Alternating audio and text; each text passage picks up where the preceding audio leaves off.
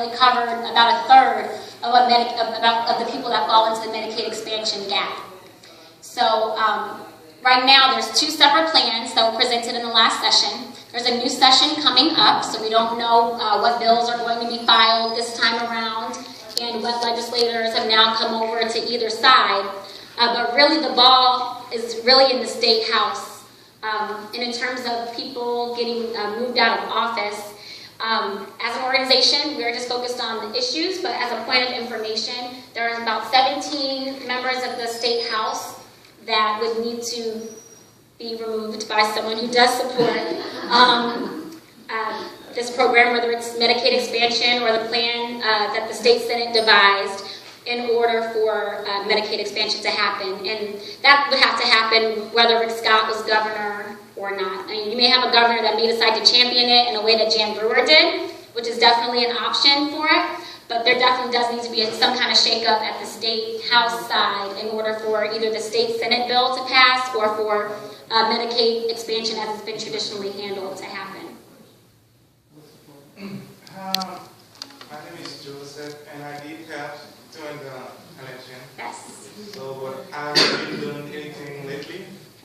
And I have 2 part-time jobs, and I am told to get insurance from the Obamacare, but I really don't know a lot about it, so that's one of the reasons I'm here tonight, to just get a little bit of information.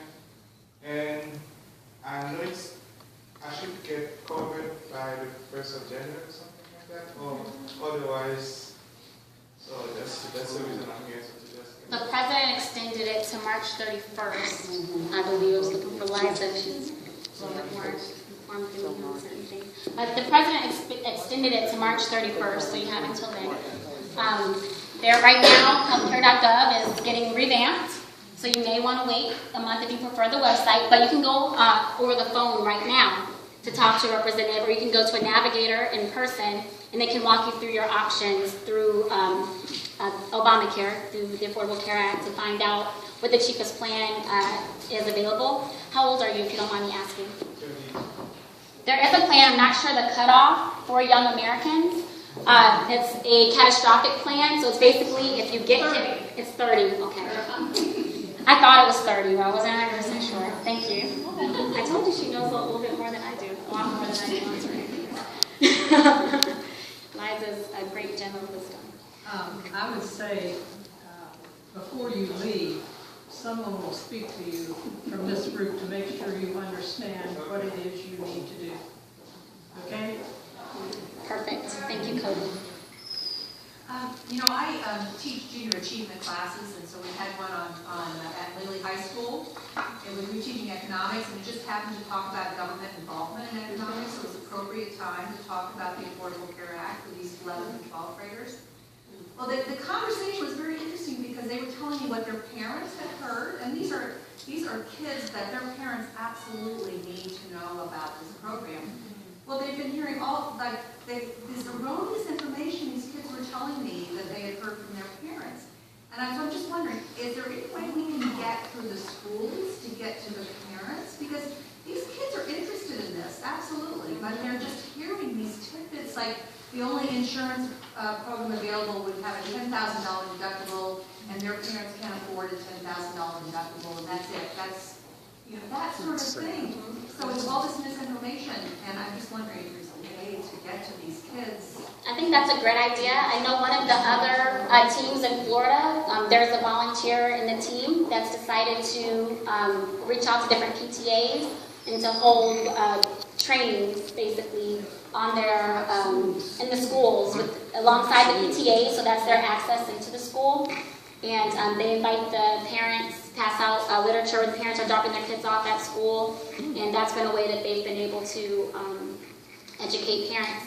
The other way is also having earned media events and trying to get the news reporters to cover activities where we have informed individuals talking about the law and the benefits, and making sure that our local newspapers and local TV reporters are covering the news. There's really not many other organizations in Florida doing that right now. It's pretty much us and like Protect Your Care, Know Your Care, that's focusing specifically on getting over the misinformation. Most of the other organizations like SCIU get covered our focus solely on media around enrollment. But it's important that we're able to champion the law, protect the law, and get the right information out there. And that's one way that we've been able to do it. Yesterday's New York Times had a 10-minute tutorial on what they're doing in Kentucky, which sounded so much like what we were all assuming should be done in the country. It was so well done, and I'm sure we could get it online. Healthcare.gov, I suppose, but in Britain, maybe put /Kentucky. It was so well done, and it was really, it only took 10 minutes to go through it, and everything was crystal clear exactly what the law is asking of people to you know, how to sign up and why. And again, you mentioned the calculator. They have that, and so I should imagine that other states that have that system would have that exact same description. It was very helpful for people who were confused about all the misinformation. I think that's a great point. I mean, sending people to some of these other exchanges to show them that, you know, hey, this process isn't, it's not like, the best metaphor that I've heard used, it's not like a Black Friday sale, where you have to get a line at like 5 a.m. to get the best deal. Like, these deals are going to last until March, you know, through March.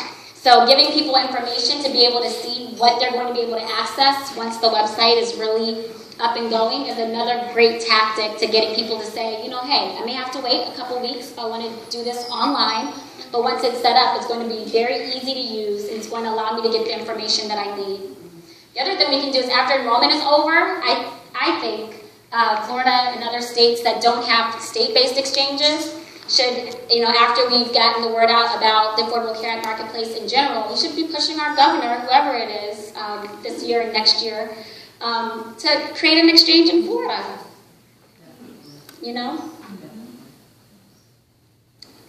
Sorry, I have another question because my neighbor came over and said the problem is I have 2 employees and we looked it up, and they are going to have to pay so much for insurance because they are not married, they do not have children, they have no deductibles, you know, like he does because he has 3 boys, and he said, so I can see where it would help me. But it was so expensive for his health to get insurance that they're going to let it go and just pay the fine.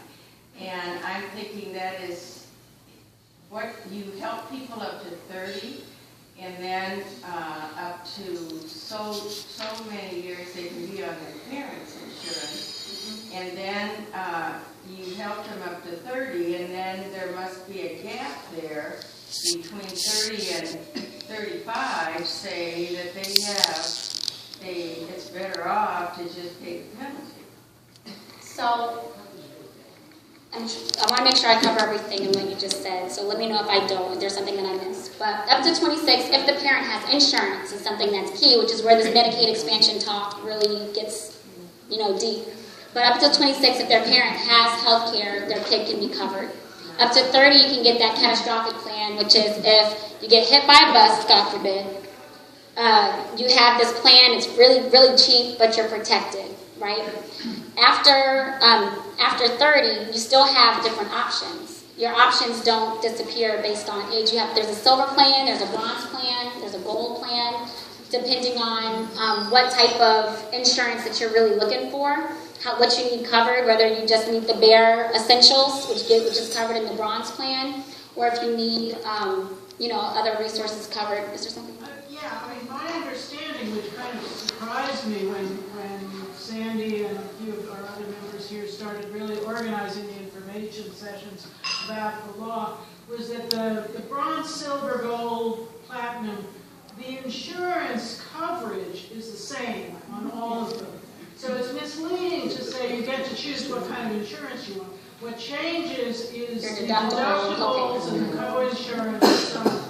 So it's how much you're willing to put yourself at financial risk is what you're deciding when you buy those plans. Now, you know, there's still the private insurance market, and that's where a lot of the negative press has been coming in, because as people were told, their old plan was being canceled. The insurance company still want them as customers, and they're trying to sign them up, with their own plans, but they won't get the subsidies unless they go through the How do you exchange. get subsidies when there's no subsidies to get? Victoria, well, there is during dinner and income is low. Okay, that's a great, And we're ready to eat when you finish okay. 2014, we can do that after this.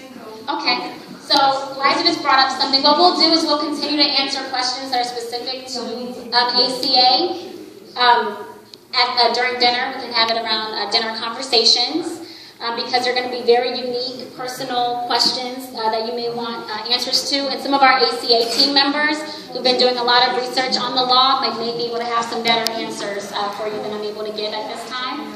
We're going to go to dinner, but before we do, I just want to answer some questions about 2014. That's what's been on a lot of people's mind with Neil Richard's campaign kicking off, Charlie Crist announcing yesterday.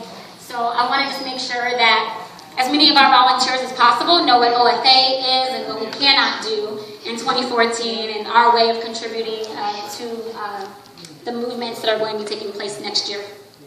So the first thing that's key, I always have to start every conversation with this, is that we are not an electoral organization like we were during the campaign when our focus was to re-elect President Barack Obama.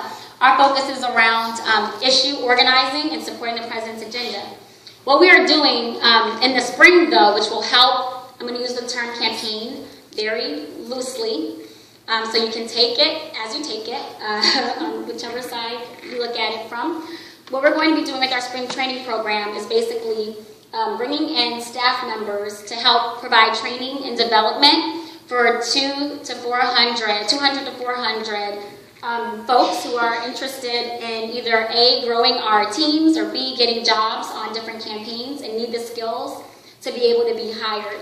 What we found, every election cycle, there's this talent gap.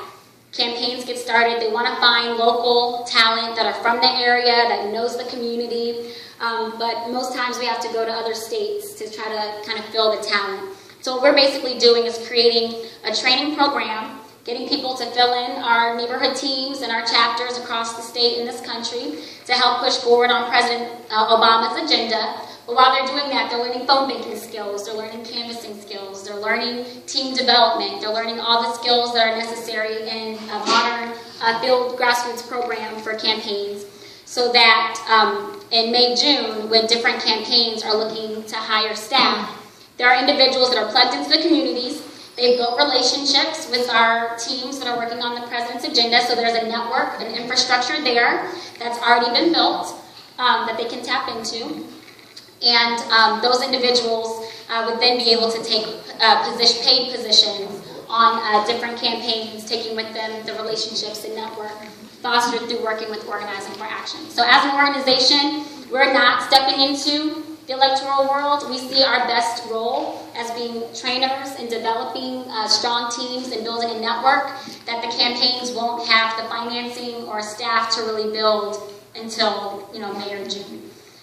So we've just been wanting to be proactive about this information as people are getting antsy about jumping on one campaign or the other.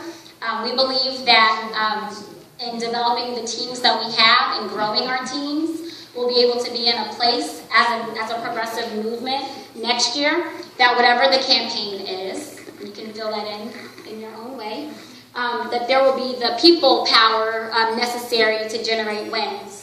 And that's whether it's an issue win or other wins. So if there are any specific questions about that, I'll be available during dinner for Q&A on that or on any of our other issues. If you find yourself passionate about ACA, gun violence prevention, immigration reform, climate change, standards of women, voting rights, or the Employment Non-Discrimination Act, and want some more information about the national and state campaigns, I definitely would love to talk to you about that. And if there are state and local issues that you're really passionate about, OFA is another space that you can utilize the vast resource that we have through our database to help build power and organization around those issues as well. So thank you for having me. It's always fun being in Naples. You guys represent the best, and I always end speeches with, are you fired up? Are you fired up? All right.